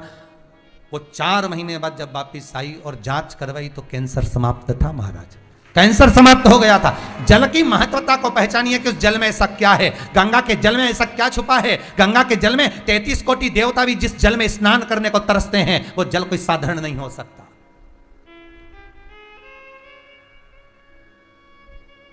गंगा का जल तो निर्माल्य है ना। निर्माल्य का मतलब जानते हो? भगवान पे चढ़ा हुआ फूल जो उतर जाता है वो क्या कहलाता है? निर्माल। जो भगवान से उतर गया वो निर्माल। तो गंगा का जल तो निर्माल्य है, शंकर की जटा में से निकल रहा है, शिव पर से चढ़ के निकल रहा है। जब शंकर जी पे से उतर कर निकल रहा है, शिव पे से चढ़ के निकल रहा है, तो फिर उसको तो भगवान राम को स्नान नहीं कराना चाहिए, फिर भगवान कृष्ण को नहीं नहलाना चाहिए, फिर देवी देवता को नहीं नहलाना चाहिए। पर 33 कोटि देवी देवताओं को गंगा के जल से प्राण प्रतिष्ठा का समय हो, चाहे अभिषेक हो, चाहे अनुष्ठान हो, 33 कोटि देवी देवता को गंगा के जल से स्नान कराया जाता है, गंगा के जल से नहलाया जाता है। क्यों? भले निर्माल्य हो, पर गंगा का जल वो आनंद है क्योंकि 33 कोटि देवताओं के आनंद सुख से प्रकट हुआ है। ये देवी भागवत का प्रसंग है। राधा और कृष्ण बैठे हुए हैं अपने गौलोक धाम में। ये केवल अभी की कथा नहीं, कई द्वापर की पहले की, कई सतयुग, कई निकल गए त्रेता, कई द्वापर निकल गए। उस समय राधा कृष्ण अपने गौलोक में विराजमान थे और उस समय पर 33 कोटि देवता बैठे राधा उत्सव का आनंद ले रहे थे। तभी उसी समय पर सरस्वती ने गायन किया, सबने सब कुछ दिया सरस्वती को। देवर्षि नारद तो नारद थे, देवऋषि नारद जी ने कह दिया, कितना सुंदर गाती है सरस्वती, कितना सुंदर। 4-5 गाने वाले बैठे हों, या 4-5 विद्वान पंडित बैठे हों, या 4-5 अच्छे सुनार बैठे हों, या 4-5 अच्छे कपड़े सिलने वाले बैठे हों, या 4-5 समझ जाओ कटिंग करने वाले खवासदा बैठे हों, 4-5 अच्छे विद्वान कोई भी बैठा, और उनके सामने तुम एक की तारीफ कर दो ना, दूसरे का मुंडा उतर जाए। मतलब हमें तो कटिंग करना ही नहीं आता, मतलब हमें तो कुर्ता ही सिलना नहीं आता, मतलब हमको तो गाना ही नहीं आता, यही गवैया आया। अब नारद जी ने कह दिया, कितना सुंदर गाई सरस्वती। पार्वती जी बैठी थी शंकर जी के बाजू में, शिव जी से बोली, इसको सिखाया किसने है? सरस्वती को जब स्वर नहीं आते थे तो श्री सेलम के उस पर्वत पर मेरे देव अधिदेव महादेव मल्लिका अर्जुन के रूप में जब कार्तिकेय से मिलने जाते थे तो सरस्वती को सिखाने के लिए जाते थे। कार्तिकेय से तो केवल मिलना एक संवाद की बात थी। सरस्वती को स्वर दिया, सरस्वती को नृत्य सिखाया। इसलिए आज भी सरस्वती पूजन में सरस्वती की पूजन नहीं, नटराज की पूजन होती है। किसकी मूर्ति? नटराज। शिव ने दिया है ज्ञान। तो पार्वती जी बोली, आपने ज्ञान दिया, आप गुरु और ये चेली, खाने वाली चेली नहीं, ये चेली। अब ऐसी चेली तुम्हारी, कितना सुंदर गाया, सब कुछ इनने पाया, और आपका तो कहीं नाम ही नहीं लिया। अच्छा, कई लोगों को बहुत डर भी लगता है, जो लोग भले बैठकर कथा लिख लें, कथा रिकॉर्डिंग कर लें और कथा बोलते भी हैं, पर उनको बड़ा भय रहता है कि हमने ये कथा किसके मुंह से सुनी थी। बताएंगे नहीं, बोलेंगे कथा में, सब बोलेंगे, क्योंकि उन्होंने लिख के रखी। सिगर वाला महाराज जो बोला, सब लिख के उन्हें धर लिया, रख लो, बहुत अच्छी कथा, लिख, अब रख तो ली। अब जब कथा करो तो बोलो, और बोलो तो, पर ये नहीं बोलता है कि ये तो सरस्वती ने नहीं कहा कि मुझे शंकर भगवान ने सिखाया। सरस्वती एक बार भी नहीं बोली गायन में, सबका गुणगान करा, पर शिव का नहीं, महाराज शंकर का नाम नहीं लिया। अब तो नारद जी ने जैसे ही बोला कितना सुंदर गाई, तो पार्वती जी ने मन में सोचा, मेरे पति के बराबर दुनिया में कोई गा भी नहीं सकता। अपने पति की बुराई कभी नहीं सुनना जिंदगी में। वो टेढ़ी चोटी वाली बाई को याद कर लेना, भला है बुरा है जैसा भी है, मेरा पति तो मेरा देवता है। वो बाई याद कर लेना, कभी लाल रिबन बांधती थी, कभी नीला बांधती थी, उसको याद कर।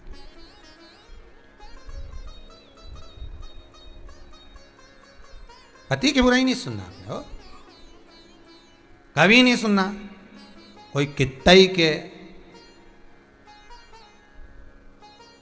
एक छोरी के तो गुस्सा आ गया एक बार अपने मायका में कह दिया एक दिन माँ ने, थारा पति तो बेवड़ा है।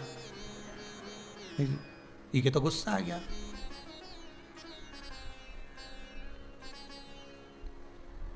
और गुस्सा में जाने कह दिया, हमारा बापू भी तो बेवड़ा है। अब बोले, अब क्रोध, दोनों सास और बहू झगड़ी। क्यों? वो अपने पति की बुराई नहीं सुन सकती थी, तो ये अपने पति की बुराई नहीं सुन सकती। धर्म पत्नी है। मायके जब जब जाना, सावन का महीना आ रहा है, अच्छे से जाना, पति की कभी बुराई करके मत आना, मान सम्मान बना कर आना। बहुत बढ़िया साहब। वो तो जब से शिव पुराण सुनी दिया है तो और जोरदार हो गया, और जोरदार, उसके बराबर तो कोई नहीं है। बहुत बढ़िया।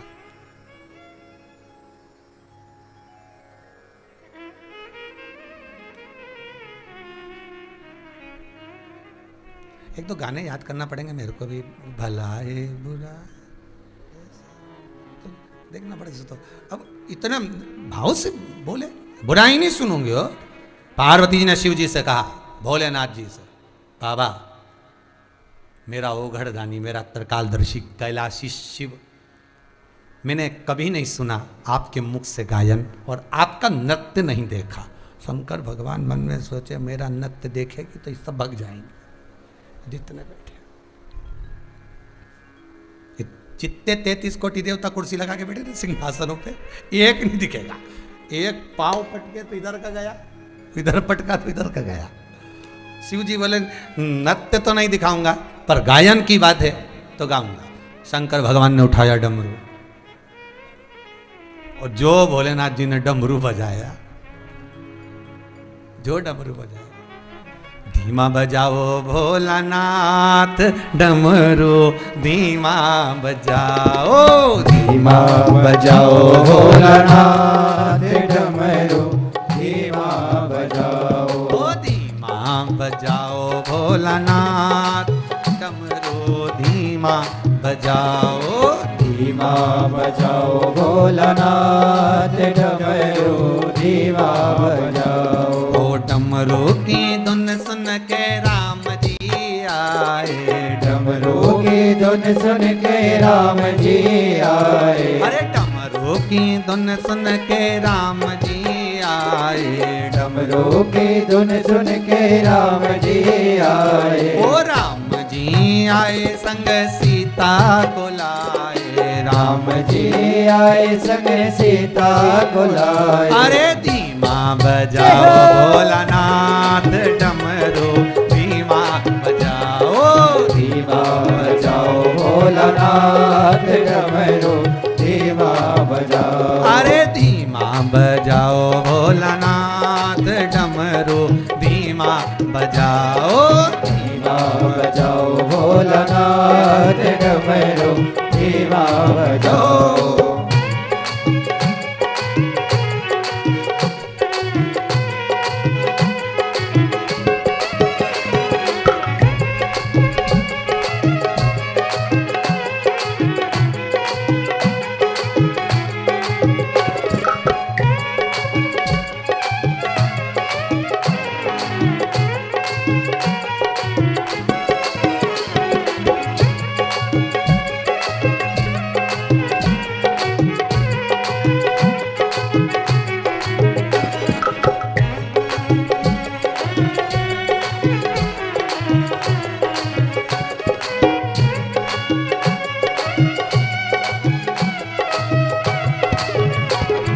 डमरू की धुन सुन के ब्रह्मा जी आए, डमरू की धुन सुन के ब्रह्मा जी आए, ओ ब्रह्मा जी आए संग ब्रह्माणी को लाए, ब्रह्मा जी आए संग ब्रह्मणी को लाए। अरे धीमा बजाओ भोलानाथ डमरू धीमा बजाओ, धीमा बजाओ भोलानाथ डमरू धीमा बजाओ, अरे धीमा बजाओ भोलानाथ डमरू धीमा बजाओ, धीमा बजाओ भोलानाथ डमरू धीमा बजाओ।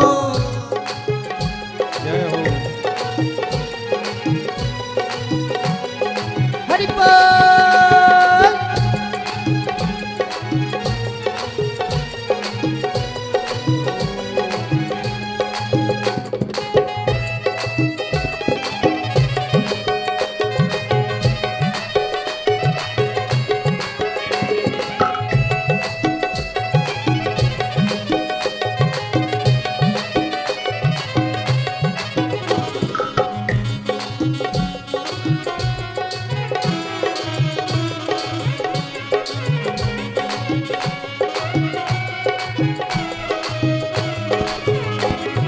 डमरू की धुन सुन के विष्णु जी आए, डमरू की धुन सुन के विष्णु जी आए, हे डमरू की धुन सुन के विष्णु जी आए, डमरू की धुन सुन के विष्णु जी आए, हे विष्णु जी आए संग लक्ष्मी को लाए, विष्णु जी आए संग लक्ष्मी को लाए। अरे धीमा बजाओ भोलानाथ डमरू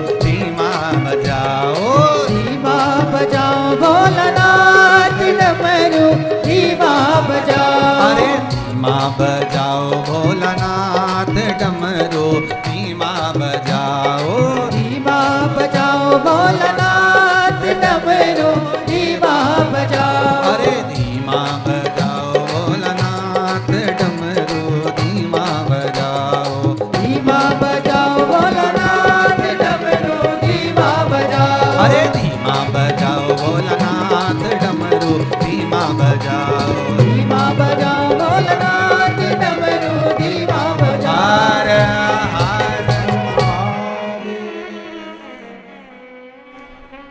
डमरू की धुन सुन के सावन भी आया। जय हो। सावन भी आया हमारी जी के लाया। धीमा बजाओ भोला डमरू धीमा बजा। भगवान शिव ने जो डमरू का नाद करा ऐसा डमरू बजाया और ऐसा भगवान गायन करना प्रारंभ करा। ऐसा भजन भगवान शंकर ने ऐसी गायकी करी, ऐसी गाया, ऐसा गाना चालू करा।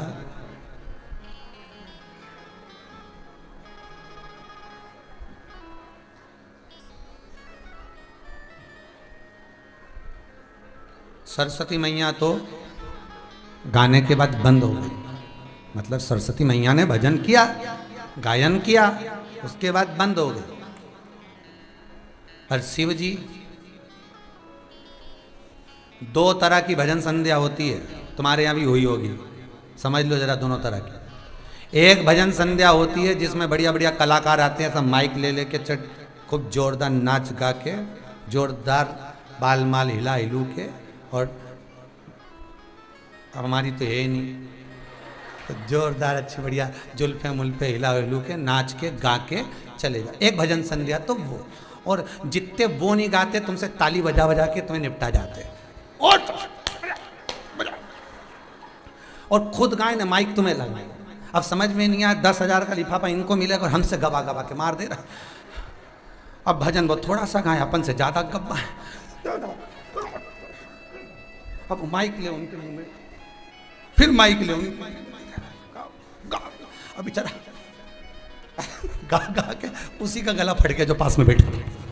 जितने लोग आगे बैठे थे ना स्टेज के सामने, उन्होंने माइक लिया और उसके मुंह में दिया। तो जो आगे बैठा था ना, वो उठ के सीधे जिसने भजन संध्या कराई थी उसके पास गया और जाके बोला, इसको 5,000 का लिफाफा देना, 5,000 का हमें दो, आधा हमने गाया, आधा हम गा, लिफाफा आधा।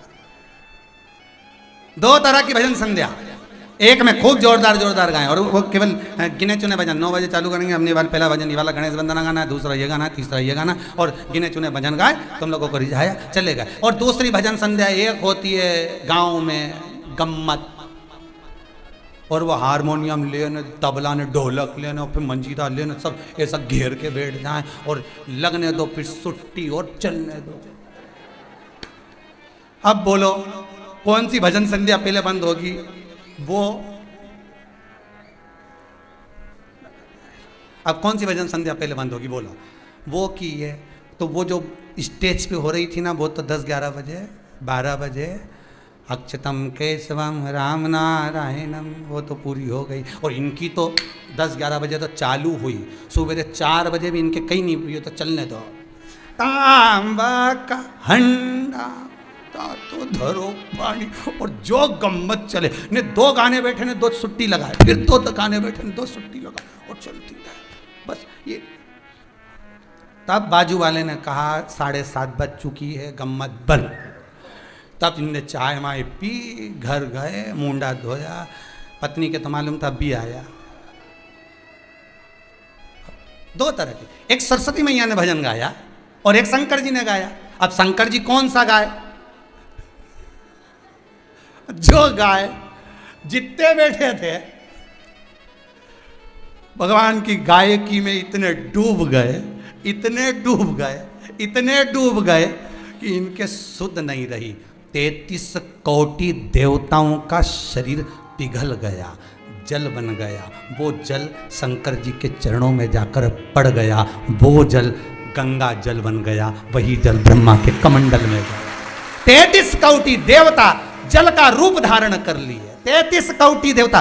गंगा का जल केवल गंगा का जल नहीं है, एक नदी नहीं, एक सरोवर नहीं, गंगा ताल नहीं, गंगा नदी नहीं, गंगा माँ है। 33 कोटि देवताओं का संजोया हुआ जल गंगा का जल है। कोई सहज है?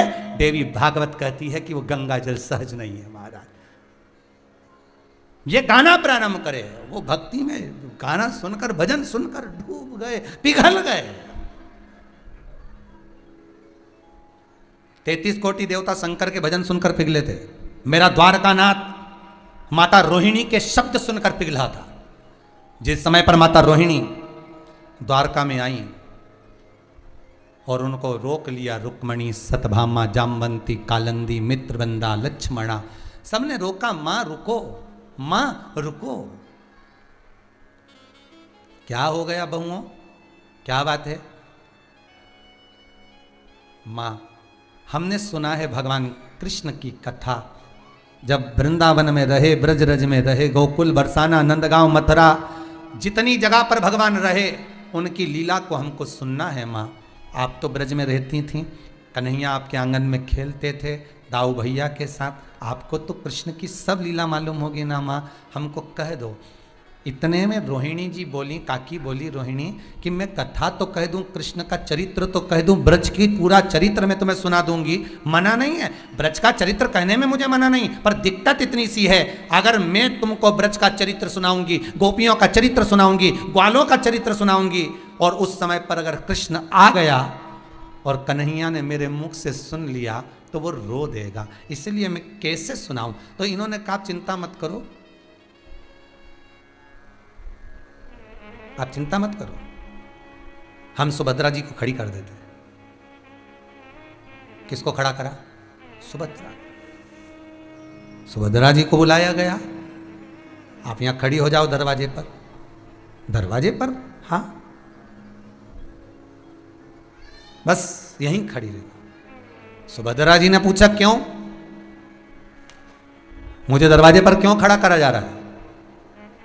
रुक्मणी, सतभामा, जामवंती, कालंदी, मित्रवृंदा, लक्ष्मणा आदि सब बोल रही हैं, हमें भगवान कृष्ण के बचपन का चरित्र सुनना, हमें कृष्ण के बचपन का चरित्र श्रवण करना। ठीक है,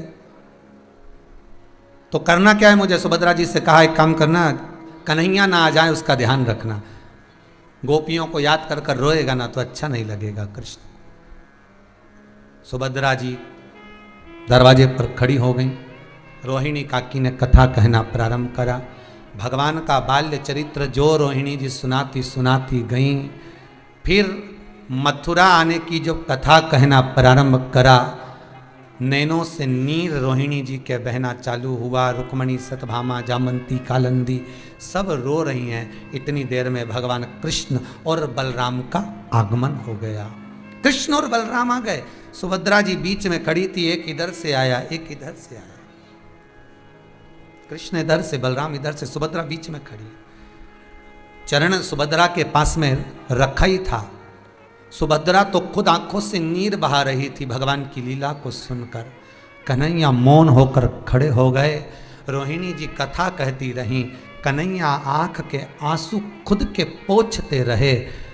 खुद के आंख के आंसू मेरा कृष्ण पोंछ रहा था। इतना रोया मेरा ठाकुर कि पोंछते पोंछते मेरे ठाकुर के हाथ गल गए। जो रोहिणी जी ने दर्शन किया कि ठाकुर के हाथ नहीं दिख रहा है, भगवान कहते हैं ये बलराम, ये सुभद्रा, ये कृष्ण का दर्शन बिना हाथ का अगर कहीं होगा तो जगन्नाथपुरी में होगा, क्योंकि मैं गोपियों के लिए रोया हूं, मैंने ब्रजवासियों के लिए रोया हूं। एक बार मेरे ठाकुर का हस्त वहां गला था, और दूसरी बार ये देवी भागवत कहती है, स्कंद पुराण कहती है, लिंग पुराण, नर्मदा पुराण कहती है, ये गर्ग संहिता कहती है, कल्याण का गंगा अंक कहता है कि एक बार 33 कोटि देवता जब रुदन करते हैं, रुदन नहीं कह सकते, प्रेम के उस भक्ति में जो डूब जाते हैं, इसको रुदन नहीं कहेंगे, इसमें डूब जाना, भगवान शंकर के गायन में अपने तत्व को भूल जाना, अपने आप को भूल जाना। जब व्यक्ति स्वयं को भूल जाता है ना तो फिर कुछ नहीं रहता। स्वयं को भूल गया, ये कुछ भी नहीं इसके पास। जब व्यक्ति अपनी मस्ती में आता है ना, अपनी मस्ती में, अपनी मस्ती, मुझे मेरी मस्ती कहाँ लेके आई मुझे मेरी मस्ती, कहाँ लेके आई, कहाँ लेके आई, कहाँ लेके आई। ये 33 कोटि देवताओं के लिए इतनी आनंद मस्ती में डूब गए देवता, इतनी आनंद मस्ती में कि उनको सुध नहीं है। शरीर कहां गया? प्रेम जब अनंत हो गया, रोम रोम संत हो गया। शंकर के भजन की गायकी में, शिव के गायन में, शंकर के संबोधन में इतने डूब गए कि सुध नहीं पड़ी, सुध चली गई। कई लोगों की आदत रहती है, सब कथा में इतने डूब जाते हैं उनको मालूम ही नहीं पड़ता, मालूम ही नहीं पड़ता कि कहां क्या है।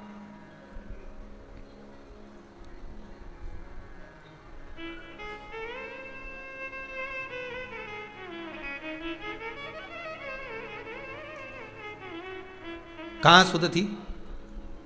भगवान जब बंसी बजाते थे तो गोपियां सुध रखती थी? इतना डूब जाती थी कि लहंगा धरा शीश पर, दई चूनर पाऊं, पतियन रोके नहीं रुकी, छोड़ चली घर गांव। उनको सुध नहीं रहती थी। एक स्नान करने गई थी, नहाने गई थी, जो स्नान करने गई थी उसके दांत थोड़े बड़े बड़े थे गोपी के। नहाने गई, स्नान कर कर आई तो बाल खुले, लहंगा चोली पहनना था लाल कलर का, पहन लिया ब्लैक कलर का, काला। सुरमा लगाना था नैनों में, लगा लिया होठों में। लाली लगाना थी होठों में, लगा लिया नैनों में। बिंदी लगाना थी लाली की, कुंकू की, लगा ली काजल की। दांत बड़े, होठ काले, आंख लाल, लहंगा चोली काला, ऊपर से बाल खुल्ला। बंसी की आवाज में सुध भूल गई। जैसी दरवाजे से निकल रही थी इसका पति अंदर आ रहा था, आते सी डर गया। कौन है जो चिल्लाया? कौन है? पत्नी कोनी मार के बोली, मैं लीला। कहां जा रही? कन्हैया जी के साथ रास करने जा रही। अब होठ काले, दांत लंबे।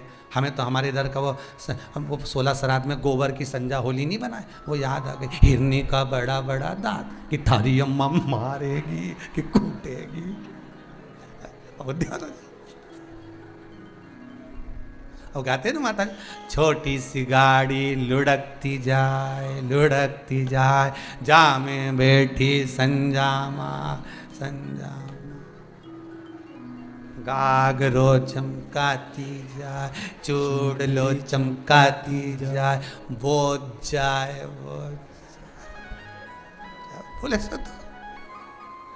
अब पति डर गया।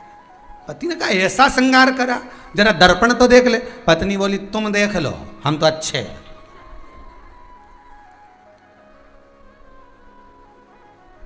रावण और दशरथ जी में यही अंतर था।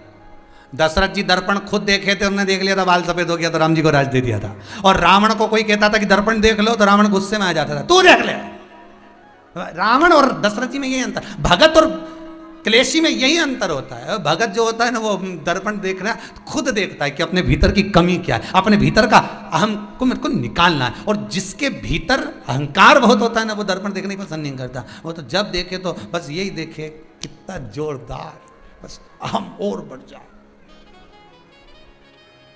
और अब सुध नहीं रहती थी, जैसे गोपियों को सुध नहीं थी। भगवान की बंसी की आवाज में क्या जादू था, सुध नहीं थी। ब्रजवासी कहते हैं, कभी कभी आपने सुना होगा भागवत जी में, हमने तो किसी के मुख से सुना है कि ओ नंद लला, जो तुम होते नंद लली। अच्छा हुआ नंदराय जी तुम्हारे घर में इतना सुंदर लड़का हुआ, इतनी सुंदर लड़की हो जाती तो। ओ नंद लला, जो तुम होते नंद लली, तो गले कट जात करोड़न के। अच्छा हुआ इतना सुंदर छोरा हुआ, इतनी सुंदर छोरी हो जाती तो ना जाने कितने तो बावड़ी में डूब के मर जाते जाके चक्कर में, इतने सुंदर। वो बोलते ना, जो गोरे होते तो क्या करते मनमोहन, तेरे काले रंग पर तो दुनिया लुट जाती है। बस कृष्ण जैसे बंसी बजाते थे, गोपियां सुध भूल कर चली जाती थी, ध्यान नहीं रहता था। उसी तरह राधा उत्सव में, गौलोक धाम में जब मेरे शंकर ने गाना प्रारंभ करा, सुध भूल गए सारे 33 कोटि देवता, जल का रूप ले लिया और जल के रूप में सब एकत्रित होकर शिव के पास आ गए, शंकर के पास आ गए। शिव जी ने देखा कि ये जल इतना बहता हुआ आया। पार्वती जी ने शंकर को शुद्धता दिलाई, भोलेनाथ अब थोड़ा रुक जाओ, 7:30 बज गई, अब थोड़ा रुक जाइए। भोलेनाथ जी रुके तो भोलेनाथ जी ने पूछा ये देवता उन कहाँ चले गए? सब कुर्सी पे बैठे थे, सिंहासन पर बैठे थे, गए गए कहाँ?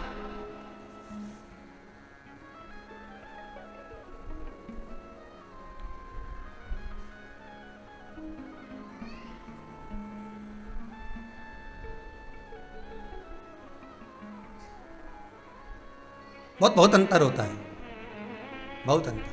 अरे गए कहाँ ये सारे के सारे? तो पार्वती जी बोली गए कहीं नहीं,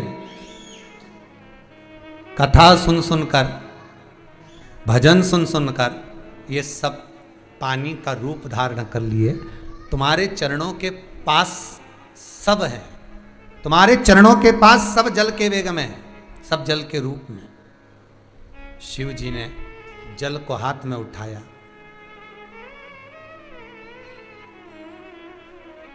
ब्रह्मा जी को याद किया, ब्रह्मदेव आए, इस जल को आप रखिए।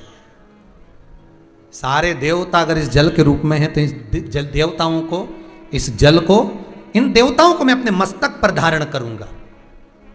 शंकर कितने